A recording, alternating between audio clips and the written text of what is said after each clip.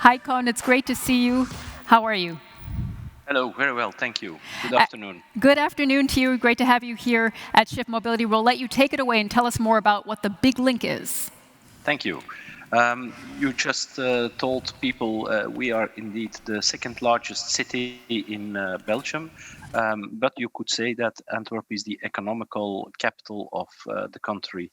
And that's, for instance, because the second largest port of Europe is in our city. Together with, for instance, the largest petrochemical cluster in Europe, second largest in the world after Houston. What is very important is we are building now on what we call, and now I have to make sure that I can click further. Yes. So we are building the big link, and in fact, it's a very large infrastructure project that is based on one thing, and that is the completing of our ring road. You see more or less the ring road here around the city, but between the numbers 3 and 8, we don't have a ring road, and we have a lot of traffic jam. And one of the reasons why we have it is because there is only one, and in fact there is a second crossing underneath the Scheldt, but it's not enough. A lot of cities and countries with a river know that the crossing of rivers always gives a problem. And now we are completing the ring road. Completing the ring road means that we are building a road between 3 and 8 with a tunnel underneath the Scheldt for the cars. But you see also at the same time that this ring road is very close to our city, and in fact is in our city, because the city has grown and has grown also outside that ring.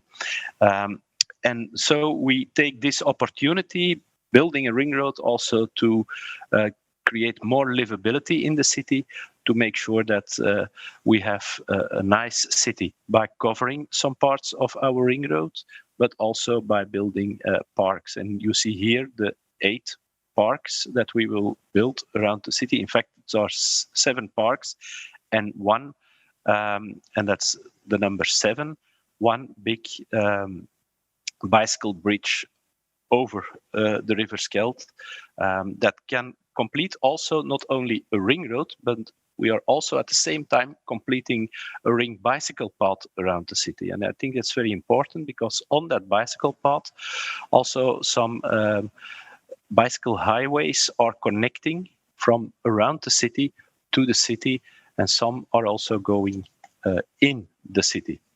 So where today are spatial barriers, our ring road, also train tracks, we are trying to get them away and to create new and resilient urban links, new and resilient parks, spaces where people have a nice place to stay.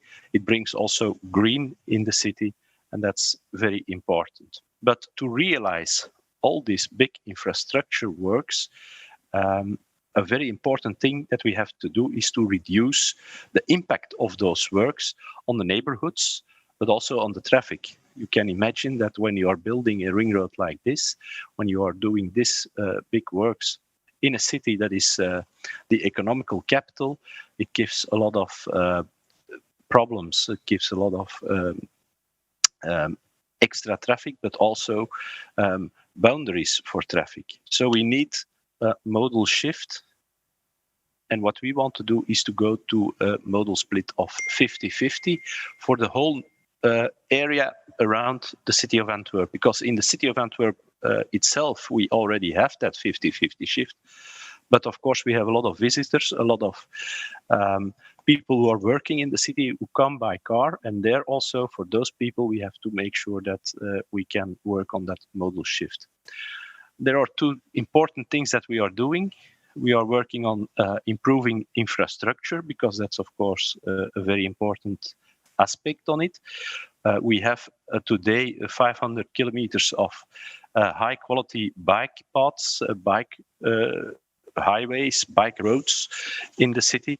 But at the same time we keep investing in those bike roads, because we believe that the bike, and for instance also the electrical bike, can help a lot. We see it also today in Antwerp. I think the last years, the place where the most electrical bikes were bought and sold, also thus in Europe, was in the neighborhood of Antwerp.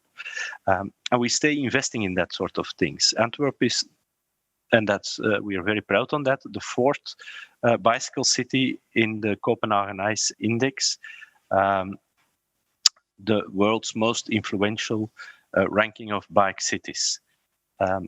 For the rest, beside of infrastructure, we are also, of course, working on the behavior, on the soft parts of mobility, and that's how people are going with mobility. And there we have our own policy, and we start in our policy user-centric. That means that the user always, of course, has the choice to say, I have to go from point A to point B. How do I go? And it depends on, let's say, the context of the user at that moment. And the context can mean a lot of things. For instance, is it raining? Are there other issues? Do I have a lot of things to carry with me or not? Do I have to go far away, or is it closer? And so I choose. But we say we want to help you to choose, and even we want to seduce you to choose smart solutions, not to choose your own car because it's easy, because it's in front of your door and it can be parked in front of the door of your workplace, but to choose other solutions. And to do that, we have first, of course, to offer choices. We have to make sure that there are different choices that people can use. And then we think on partially creating a good infrastructure, for instance, to bike to work. I think then, for instance, when you have to bike to work and you have to go every day, you have to drive Paris-Roubaix. You have a lot of cobblestones, and you say after time, okay, this is too heavy, I don't want to do it. So we create very comfortable bicycle paths in our city and around our city.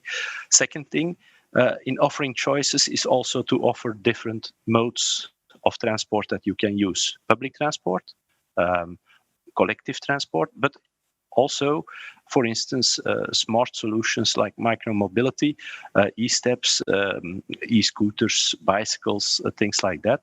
We don't do it ourselves as a city. We try to get people or companies to come in the city, but on a controlled way. I heard that Amsterdam is also thinking about it and working on it. I would say, Amsterdam, you're welcome to come and look how we did some of those things to make sure that it's not a bunch and a lot of vehicles that are standing around in the city, but vehicles that are used, because that's very important in those types of things.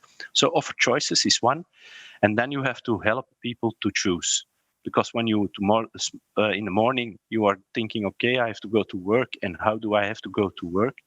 The big question is, of course, how do I know? The most easiest thing is take my car, it's in front of my door. But when I have to think about the timetables of trains or public transport, or I have to think about where and will there be a shared bike available, that's not easy.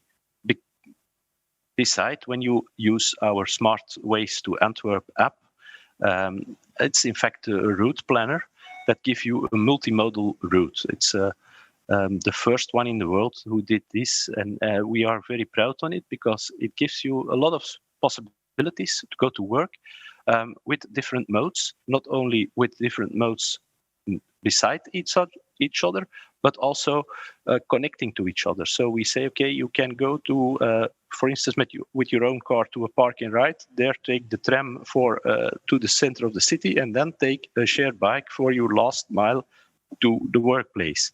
That sort of things can help you to choose the smart way to go in the city. And then we want to support also that those smart choices that you made, that you can also very convenient use it, because that's another problem. And then we come to mass solutions. We have different mass solutions in our city active, companies who are offering mass to via companies, via the employers, or directly to the customers.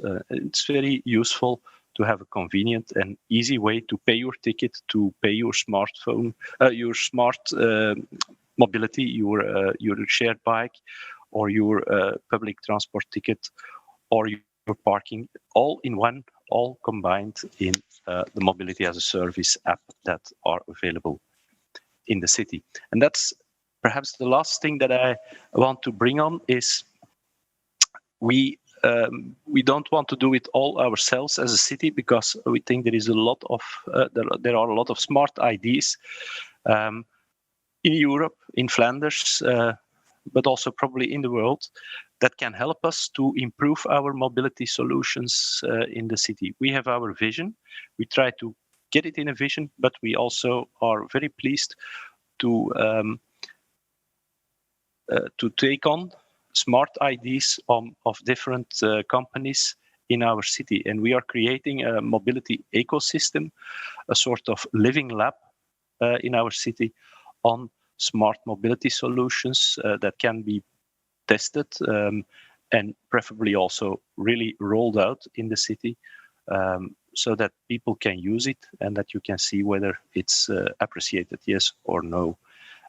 It's, I think, something very interesting, because we are all walking to that new mobility.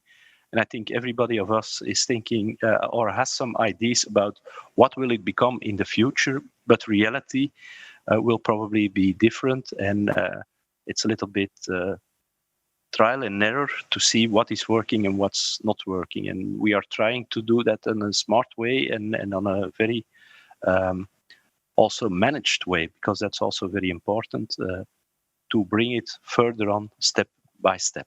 So by this, an invitation to people with smart ideas, come to Antwerp and we can see together how and where and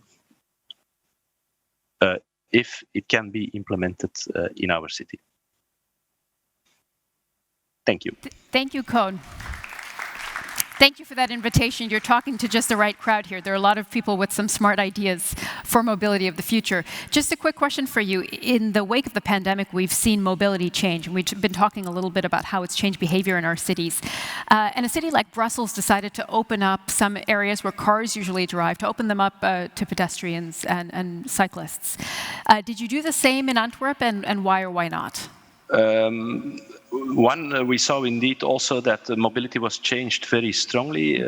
There was, on a certain moment, almost no mobility anymore, whether it was by cars, bicyclists, or pedestrians. It was empty. The city was empty.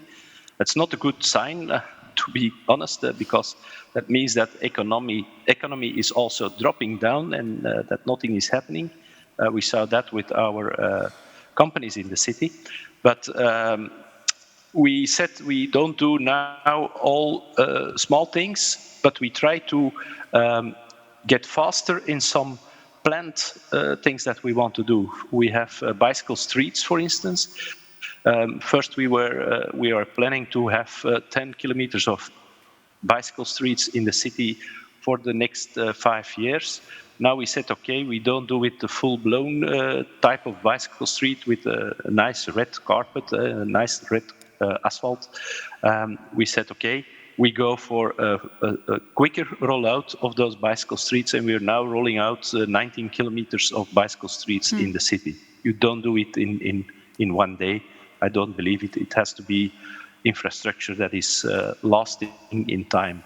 And we are also, but that was also already in the planning, we are creating what we call living streets in the center of our city, our 16th century city.